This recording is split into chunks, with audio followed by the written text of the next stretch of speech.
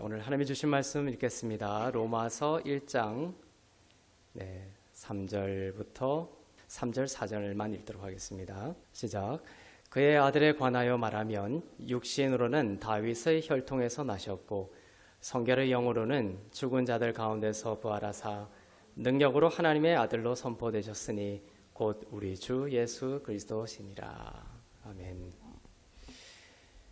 로마서는 하나님의 아들을 통한 복음을 선포하고 있습니다. 로마서에 있는 복음은 하나님의 아들이 중심이라고 했죠. 그리고 복음은 모든 믿는 자에게 구원을 주시는 하나님의 능력이 된다고 하셨습니다. 이 복음의 중심에 있는 하나님의 아들을 우리가 알아갈수록 우리는 복음 안에서 큰 능력을 얻게 됩니다. 오늘은 3절에 나온 육신이라는 것을 중심으로 살펴보고자 합니다. 3절에 이렇게 되어 있습니다. 그의 아들에 관하여 말하면 육신으로는 다윗의 혈통에서 나셨다. 예수님에 대해서 이렇게 말씀하고 있죠. 그의 아들에 관하여 말하자면 육신으로는 다윗의 혈통에서 나셨다. 맞죠? 다윗의 그 계보를 따라서 누가 누구를 낳고 누가 누구를 낳고, 근데 다윗이 누구를 낳고 해서 쭉 해서 그 끝에 예수님이 나셨습니다. 육신으로는 다윗의 혈통에서 나셨습니다. 이렇게 기록하고 있는데 예수님이 육신으로는 다윗의 혈통에서 나셨다라고 하는 것은 그저 다윗이 누구를 낳고 그 누가 또 누구를 낳고 해서 그 계보에서 예수님이 태어났다라는 그것만을 뜻하는 것일까? 아니라는 것이에요. 예수님이 육신을 입으신 이유가 무엇입니까? 그 육신을 자랑하기 위해서입니까? 자, 우리가 예수님이 육신으로는 다윗의 혈통에서 나셨다라고 하면 예수님이 다윗의 그 혈통, 다윗이라는 그 왕의 혈통의 어떤 힘을 자랑하고자 하는 내적 욕망이 그 안에 숨겨져 있다는 것을 껍질로 읽을 때 우리는 느낄 수가 있습니다. 그래서 이 육신으로는 다윗의 혈통에서 나셨다라는 것에 들어있는 그 중요한 의미를 우리가 보기를 원하는데, 예수님이 육신을 입고 오신 이유는 그 육신을 자랑하기 위해서가 아니다라는 것이에요. 오히려 반대입니다. 예수님이 육신을 입고 오신 것은 그 육신에 대하여 죽기 위해서 오셨습니다. 그래서 육신을 입으셨습니다. 육신에 대하여 죽으심으로 그가 죽으실 때 우리도 마찬가지로 육신에 대하여 죽게 만드시기 위하여 육신을 입으신 것이다. 창세기 6장에 보면 네피림에 대한 이야기가 나옵니다. 사단에게 속했던 네피림이 있었는데 그들이 사람의 딸들을 취하여 혼합하게 되었는데 그 현상을 성경이 어떻게 기록하냐면 육체가 되었다 이렇게 표현하고 있습니다. 동일한 표현을 쓰고 있습니다. 창세기 6장 3절을 보겠습니다. 시작. 여호와께서 가라사대 나의 신이 영원히 사람과 함께 하지 아니하리니 이는 그들이 육체가 됨이라. 그러나 그들의 날은 120년이 되리라 하시니라. 그 네피림이라는 사단에게 속했던 그 거대한 거인이 사람의 딸들을 취하여 그 피가 혼합이 됩니다. 혼혈이 되는데 그 현상을 육체가, 이는 그들이 육체가 됨이라 이렇게 표현하고 있죠.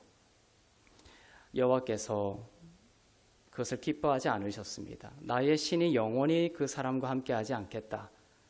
이는 그들이 육체가 됨이라. 여기서 육체라고 번역된 히브리어 단어가 바사르입니다. 바사르, 육체. 즉 사람의 딸들이 육체가 되었습니다. 이게 무슨 뜻입니까? 육체를 입고 있었잖아요. 그죠? 그런데 바사르, 육체가 되었다라는 것입니다. 그것은 사단의 속성대로 사람의 의를 중심에 두고 살아가게 되었다라는 것입니다. 나의 힘, 나의 능력을 따라 살게 되었고 영을 따라 살지 않게 되었다라는 것입니다. 이것이 육체입니다. 신약의 성경에 나오면 그런 표현이 나오죠. 우리가 예수와 함께 육에 대하여 죽었다라고 돼 있죠. 그 육체 밧사르입니다. 그 전에 사람의 딸들은 육체가 되지 않았죠. 영에 속한 사람을 영의 인도함을 받고 살았는데 네피림과 혼합되면서 육체가 된 것이에요. 밧사르가 된 것입니다. 육체라는 의미의 히브리어 그 밧사르라는 단어가 신약에 오면 어떤 단어가 되냐면 사륵스라는 단어가 됩니다. 구약의 히브리어로는 밧사르고 그것이 신약의 헬라어로는 사륵스입니다. 로마서 1장 3절에서 이 육신으로는 다윗의 혈통에서 나셨다라고 할 때 이 육신이 바로 사륵스입니다. 구약의 밧사르입니다. 네피림과 혼합된 사람의 딸들이 육체가 된 그 밧사르라는 단어이죠.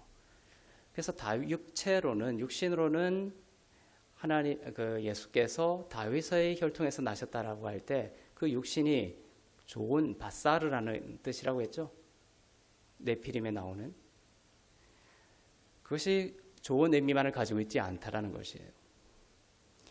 예수님이 우리와 같은 몸을 입으신 것은 우리로 하여금 그 몸에 대하여 죽게 하시기 위해서입니다.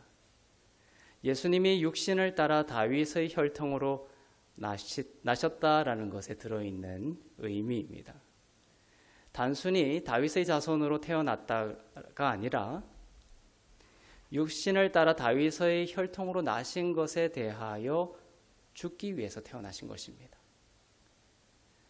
이제 아시겠죠? 육신으로는 다윗의 혈통에서 나셨다 이 말을 하시는 이유는 뭐냐면 예수님은 육신으로 다윗의 혈통으로 나신 것에 대하여 죽기 위해서 태어나셨다는 것이에요.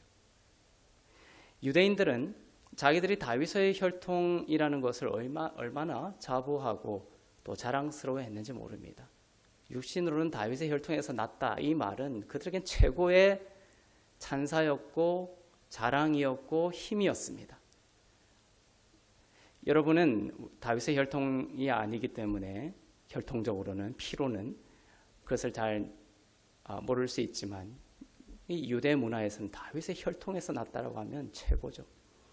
유대인들 중에 회심을 하고 예수님을 믿게 된 사람들 중에서 그러니까 유대인인데 크리스찬이에요. 그런 사람들 중에서도 여전히 그들의 그 영적인 중심에 어떤 사고가 있습니까? 다윗의 혈통이라는 인본적인 힘을 여전히 의지하고 붙들고 있었던 사람들이 많았다라는 것입니다. 그러나 예수님은 다윗의 혈통으로 육신으로 났다. 그것을 자랑하지 말라는 것을 오히려 그것에 대하여 죽어야만 한다는 것을 내가 죽기 위하여 다윗의 혈통으로 났다라는 것을 가르쳐주고 계신 것입니다.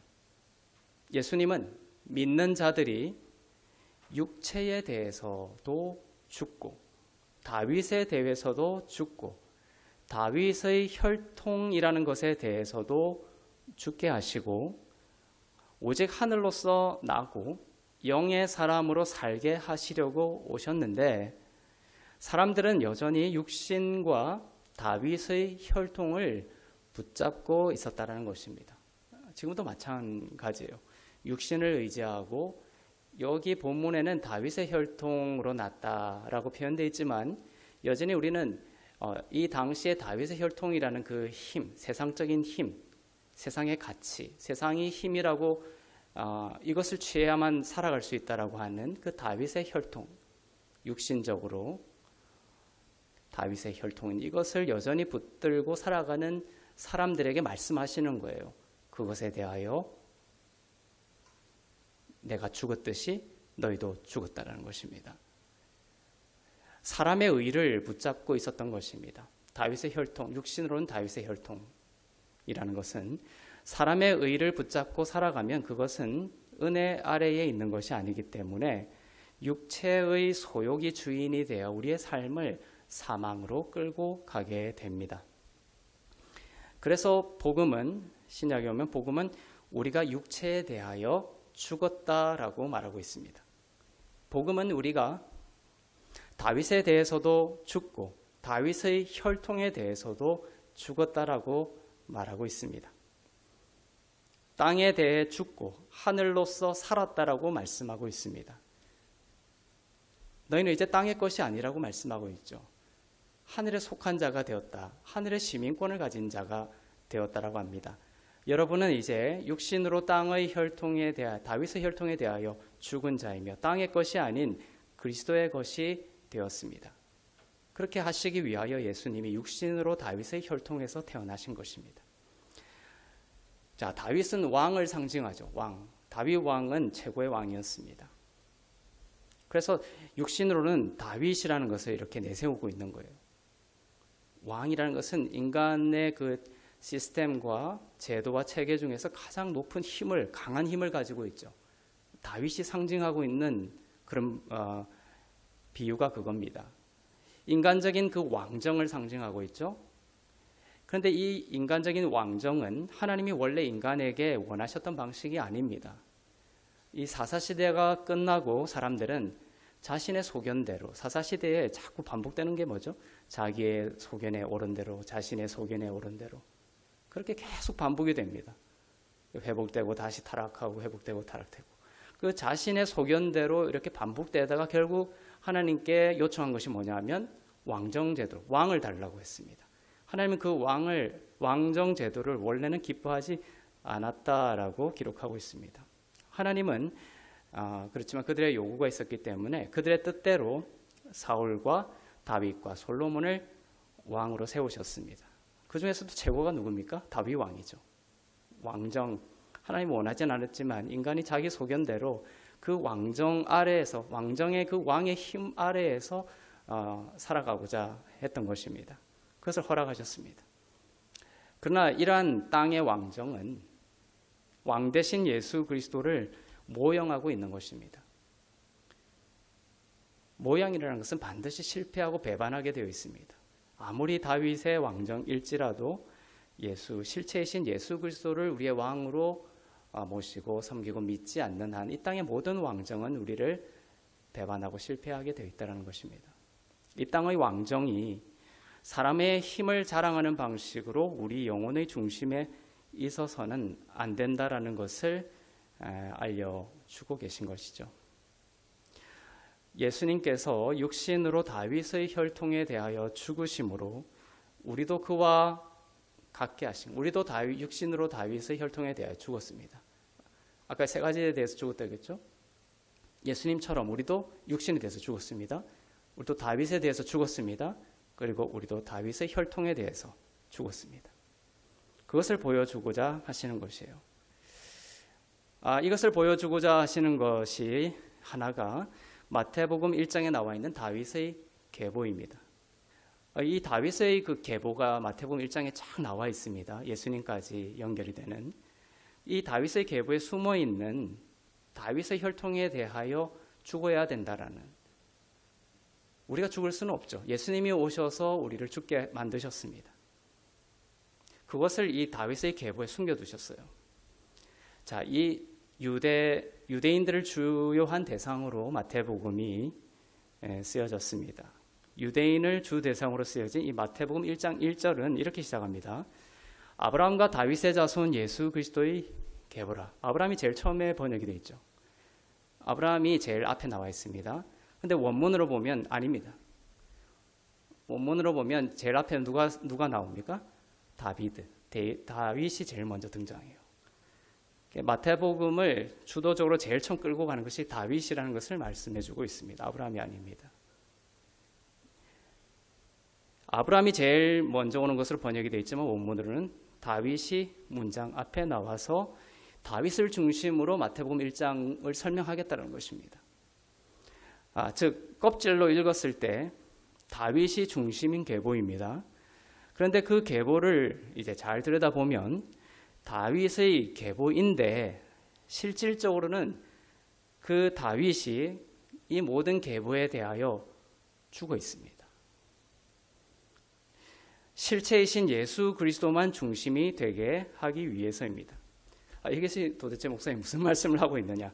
다윗의 계보라고 해놓고 그 계보를 잘 읽어보면 실질적으로 다윗이 그 계보에서 죽어 있다라는 게 무슨 말이냐는 거예요. 자, 마태복음 1장의 족보는 14대 14대 14대로 나누어져 있습니다. 왜 굳이 14대를 세 개로 쪼개 놓았을까요? 이 다윗의 히브리어인 다비드라는 것은 예를 들면 그 히브리어는 그 철자가 숫자 값을 가지고 있어요. 알레프라는 영어의 A에 해당하는 것은 1이라는 것을 나타냅니다. 그리고 B에 해당하는 베트는 2를 나타냅니다. 그래서 이 다윗을 나타내는 다비드라는 단어도 그 숫자 값이 뭡니까? 14가 되는 거예요. 14. 그래서 다윗을 중심으로 세 조각을 내놓은 겁니다. 계보를. 그래서 이 다윗이 14라는 숫자적 의미를 가지고 있기 때문에 다윗을 중심으로 내가 이 계보를 설명하고자 한다는 것입니다. 그래서 14, 14, 14로 계보를 나누고 있습니다. 마태복음 1장 17절에 이 계보를 14대씩 나누고 있는 것을 기록하고 있습니다. 한번 보겠습니다. 시작. 그런즉 모든 대수가 아브라함부터 다윗까지 14대요 다윗부터 바벨론으로 사로잡혀 갈 때까지 14대요 바벨론으로 사로잡혀 간 후부터 그리스도까지 14대더라. 그죠? 14로 나누고 있습니다. 그런데 자세히 보면 이상한 점이 있습니다. 중간 부분에 보면 다윗부터 바벨론으로 사로잡혀 갈 때까지 14대라고 되어 있죠. 그런데 세어보면 15대입니다. 세어보면 15대인데 성경은 14대라고 기록하고 있다는 것입니다. 그 이유가 무엇인가 라는 것입니다. 왜 15대인데 14대인가? 그래서 한 대가 삭제가 되어 있는 거죠. 한 사람이. 누구일까요? 다윗이 거기서 죽어 있는 거예요. 밧세바의 호칭에 그 비밀 하나가 들어 있습니다. 솔로몬의 어머니인 밧세바는 그럼 어떻게 표기가 됩니까? 밧세바를 표현할 때 다윗의 아내 이렇게 표기가 돼야 되죠.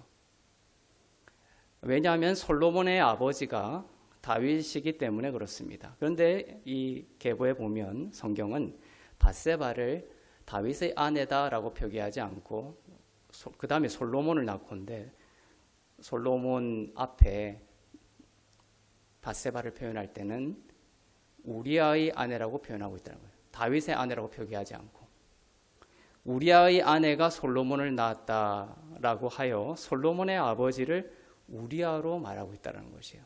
이것이 이상한 점이라는 것이에요. 우리아가 들어가고 누가 배제되어 있습니까?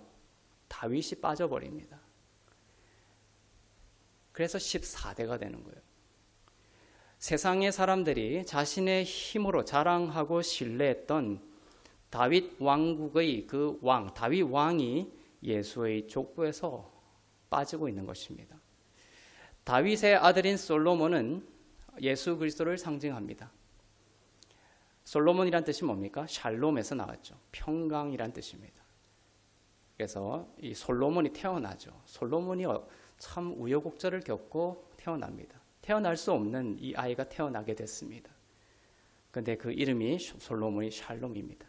예수님은 어떤 왕이라고 이사야서에서 말하고 있죠? 샬롬의 왕이라고 표현하고 있습니다. 이 샬롬이라는 단어로 이루어진 이름이 솔로몬입니다. 그런데 그러한 솔로몬이 어떻게 출생을 합니까? 우리아라는 무제한 장수가 죽었기 때문에 태어날 수 있었던 자식입니다. 우리아가 죽지 아니하였다면 솔로몬은 이 세상에 존재할 수가 없습니다. 자, 이러한 그 성경에 나와 있는 구원을 설명하는 사건들을 여러분들은 잘 분별할 수 있어야 됩니다. 즉 무죄한 누군가의 죽음을 통해 죄 많은 누군가가 속죄함을 받고 생명이 존재하게 된다라는 예수 그리스도의 구속의 원리가 다윗의 족보에 들어가 있다는 것이에요. 우리아가 죽음으로 다윗이 살아나고 솔로몬이 태어나게 된다는 것입니다. 우리아의 죽음은 솔로몬을 존재하게 하는 죽음이었을 뿐만 아니라 죄 많아 죽어야 다윗이 죽어야 되죠. 우리아가 죽으면 안 되잖아요. 정말 다윗이 죽어야 되는데 우리아가 죽으면서 도리어 솔로몬이 태어나고 또한 죄 많아 죽어야 하는 다윗을 살리는 죽음이 바로 우리아의 죽음입니다. 우리아의 죽음, 우리아는 누구를 상징하는? 누군가를 살리기 위하여 대신 죽게 되는 예수 그리스도를 메타포하고 있는 거예요. 죄는 다윗이 지었는데 다윗 대신에 누가 죽었습니까? 우리아가 죽었습니다. 그것으로 인해서 솔로몬이라는 생명이 존재하게 되었던 것입니다. 그리고 그 솔로몬이 실체이신 샬롬의 왕 예수 그리스도로 연결이 되는 거예요. 만약 우리아가 죽지 않고 우리아가 살아 있을 때 다윗의 죄가 폭로가 되면 다윗은 왕으로서 치명적인 타격을 입게 됩니다. 그러나 우리아의 뜻은 우르는 이제 오르라고 했죠. 쿠미오리. 그때 오르라는 건 빛이란 뜻입니다. 이 우리야에서 이 우리가 오르라는 단어에서 나온 거예요. 야는 야훼, 여호와입니다. 여호와는 빛이다라는 뜻이 빛 대신 여호와를 말하고 있습니다. 우리를 위하여 죽으심으로 우리의 모든 죄를 사하시는 빛 대신 예수 그리스도를 나타내고 있죠. 이 우리아가 죽게 되는데 이 우리아의 죽음으로 인해 다윗의 죄가 가려지고 감추어지게 되는 거예요. 우리의 죄를 감추어 주시기 위해 죄 없는 예수께서 죄인으로서 죽으신 것을 나타냅니다. 다윗 대신에 죽음에 처하게 되는 사람이 또 한 사람 더 있습니다. 다윗이 우리아를 죽이고 밧세바와 통간을 하여 낳은 첫째 아들이 있죠. 그 첫째 아들이 다윗 때문에 죽습니다. 하나님은 나단 선지자를 다윗에게 보내어 하나님의 말씀을 전합니다. 다윗에게 하나님의 용서가 선포됩니다. 하나님도 우리의 죄를 용서하셨죠. 우리가 불쌍해서 용서하셨습니까? 아이고, 참 명건이가 이렇게 그냥 간절하게 요청하니까 그래 내가 너 죄 사해 주겠다 이렇게 하실 수 없는 분이 공의의 하나님이기 때문에 거룩의 하나님이기 때문에 누군가가 죽어야 되는 것입니다. 다윗이 나단을 보내셔서 하나님께서 다윗의 죄를 용서하는 그 용서가 선포가 됩니다. 여호와가 다윗의 죄를 사했기 때문에 다윗은 이제 죽지 않습니다. 나단 너는 죽지 않을 것이다. 그런데 다윗 대신에 누가 죽는다고 해요? 다윗이 낳은 첫째 아이가 죽어야 한다라고 선포합니다. 사무엘하 12장 14절에 보면 그 아이가 죽는 이유를 이야기하고 있는데 그것이 바로 다윗 때문이다라고 기록하고 있습니다. 우리아와 마찬가지로 이 아이도 그렇게 우리의 죄가 되셔서 죽으시는 예수 그리스도의 모습을 기능적으로 담고 있는 것입니다. 그래서 다윗이 이렇게 엄청난 극악무도한 죄를 범했음에도 불구하고 살아남죠. 그 이야기를 보면서 여러분들은 무엇을 생각하셨습니까? 누군가의 희생, 누군가의 죽음이 그 뒤에 있는 거예요. 그 우리아와 첫째 또 아들, 그 죽음이 죄 없는 자의 죽음이 다윗을 살게 하신 것입니다. 그것이 바로 죄 많은 우리를 위하여 죄 없는 예수께서 죄가 되시어 죽으시는 구속을 담고 있다는 것이죠. 누군가의 대신한 죽음을 통해 자기 자신이 살게 된다라는 십자가의 복음을 다윗은 결국은 깨닫게 됩니다. 우리가 이렇게 살고 있고 우리의 영이 정말 죽을 수밖에 없었어. 다윗 욕할 거 없죠. 다윗과 마찬가지로 우리는 모두가 다 동일하게 영원한 형벌에 처해질 수밖에 없는 사람이었다라는 것을 기억해야 됩니다. 그러나 우리가 이렇게 영원한 천국으로 들어가게 되고 영생을 얻게 되고 하나님의 변함없는 사랑을 받게 된 것은 누군가의 죽음 때문입니다. 예수님의 죽음 때문입니다. 우리의 행위와 우리의 선행과 우리의 어떤 때문이 아니다라는 것을 기억해야 되는 것이죠. 그래서 예수님의 마태복음 1장 1절 그 계보들을 쭉 보면서 그 다윗이 들어가야 될 그 자리에 우리아가 들어가면서 다윗 대신하여 죽는 그 계보 속에 들어간 예수 그리스도의 죽음을 우리는 보면서 감사와 은혜의 눈물을 흘려야 되는 것이죠. 다윗은 그것을 알았습니다. 누군가가 대신 죽었기 때문에 자신이 살게 되었다라는 것을, 자신의 죄가 깨끗하게 휘어졌다라는 것을 다윗은 알았던 것이죠. 시편 51편 7절부터 8절을 보겠습니다. 시작. 우슬초로 나를 정결하게 하소서. 내가 정하리이다. 나의 죄를 씻어 주소서. 내가 눈보다 희리이다. 내게 즐겁고 기쁜 소리를 들려주시사 주께서 꺾으신 뼈들도 즐거워하게 하소서. 주께서 꺾으신 뼈들이라고 되어 있습니다. 그것이 다윗의 죄의 씻음과 함께 병렬적으로 시로 구현이 되고 있습니다. 다윗이 이 시편을 통해 십자가의 복음을 고백하고 있는 것이 여러분 보이십니까? 나를 정결하게 하시고 나를 정하게 하시고 나의 죄를 씻으시면 내가 눈보다 희게 되리라 하면서 8절에서 주께서 꺾으신 뼈들을 등장시킵니다. 주께서 꺾으신 뼈들로 인해 즐거워하게 하소서 고백하고 있습니다.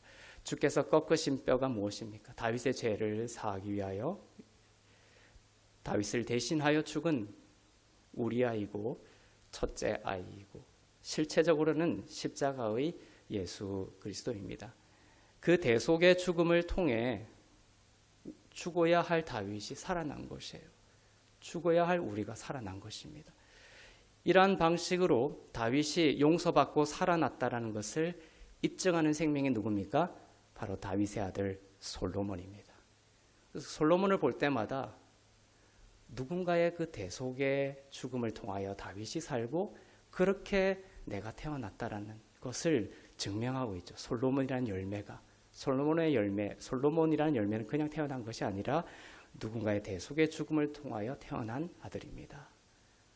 그래서 솔로몬을 볼 때마다 다윗이 누군가의 죽음으로 인하여 용서받고 살아났다는 것을 우리는 함께 볼 수가 있는 것이죠. 솔로몬은 다윗이 하나님의 은혜로 용서받아 하나님의 택하신 백성의 계보에서 실질적인 의미에서는 탈락하지 않았다라는 것을 입증해주는 인물입니다. 계보적으로는 15대라는 껍질로는 삭제가 되어버렸지만 다윗은 실질적으로는 누구의 죽음을 통하여 살아나서 그 계보를 이어가죠. 육에 대해서는 죽고 뭐다? 영으로는 살아난 거예요. 이것을. 그 뒤에 보면 예수는 육에 대하여는 죽고 성결의 영으로는 하나님의 아들로 선포됐다. 이 말 로마서에 나오는 말씀이 바로 그 말입니다. 다윗은 육에 대해서는 죽었지만 결국 영으로는 살아난 자가 된 것이죠. 솔로몬이 하나님의 사랑과 은혜를 입어 둘째 다윗으로 부활한 것과 같습니다. 따라서 솔로몬은 용서받은 다윗인 것이고 영으로 태어난 다윗이고 죽어야 할 다윗이 어떻게 용서받고 하나님의 사랑을 받는 아들이 되었는가를 강하게 증거하는 인물인 것입니다. 그래서 특이한 것은 다윗이 아니라 솔로몬을 두고 하나님은 성경에 나의 아들이다 이렇게 부르고 있는 거예요. 솔로몬을 하나님은 나의 아들이다 이렇게 부르고 있는 겁니다. 솔로몬에게 또한 여디디아 사랑받는 이라는 그런 이름을 붙여주시죠.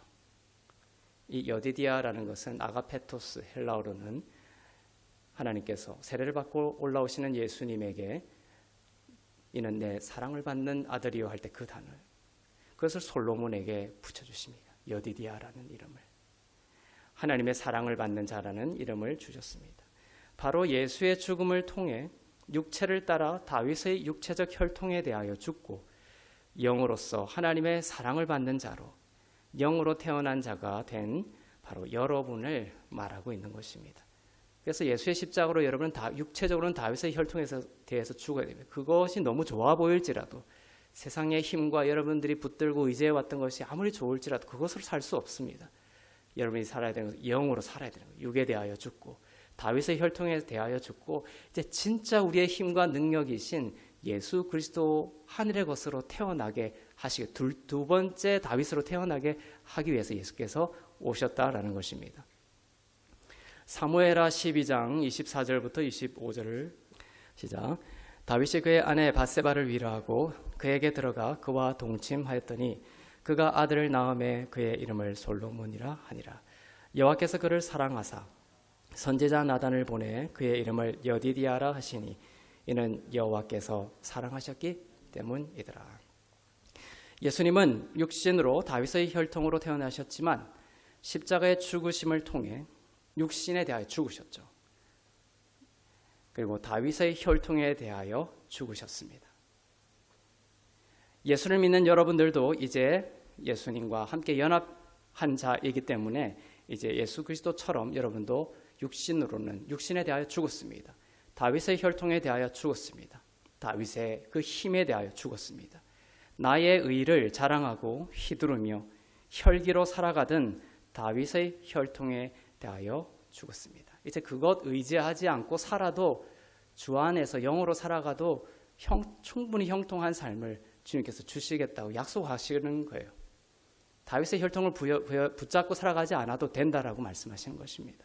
그에 대하여 죽었다라는 것을 알고 그것 의지하지 않고 살아가는 여러분 되길 바랍니다. 그것이 육에 대하여 죽는 것입니다. 그리고 이제 영으로서 살아났습니다. 이제 여러분은 육신에 속한 자가 아닙니다. 영의 사람입니다. 로마서 8장 9절 보겠습니다. 시작. 만일 너희 속에 하나님의 영이 거하시면 너희가 육신에 있지 아니하고 영에 있나니 누구든지 그리스도의 영이 없으면 그리스도의 사람이 아니라. 네, 이제 우리가 육신을 입고 살지만 오늘 찬양처럼 이제 내가 육체 가운데 살지만 그죠? 내가 사는 것은 육체 가운데 사는 것이 아니라 나를 사랑하사 자기 몸을 버리신 육체에 대해서 죽으셨다는 뜻이죠. 그것이 자기 몸을 버리신 다윗 육신으로는 다윗의 혈통으로 나셨지만 예수님은 그 몸에 대하여 육신에 대해서 죽으신 거예요. 그 그리스도의 것이 되어서 이제 사는 것입니다. 우리는 이제 육신에 속한 자가 아니고 영에 속한 자가 되었습니다. 우리가 육에 속하지는 않았지만 육을 따라 살 수는 있어요. 사단에게 속해서 사단에 있던 참소와 유혹 때문에 그 육체에 속한 자는 아니지만 육신을 따라 살지 않기를 하나님은 원하시는 거예요. 이제 영의 사람으로 영의 인도함을 따라 살아가는 그 진리를 늘 품고 살아가는 그리스도의 사람이 되기를 주님의 이름으로 축복합니다.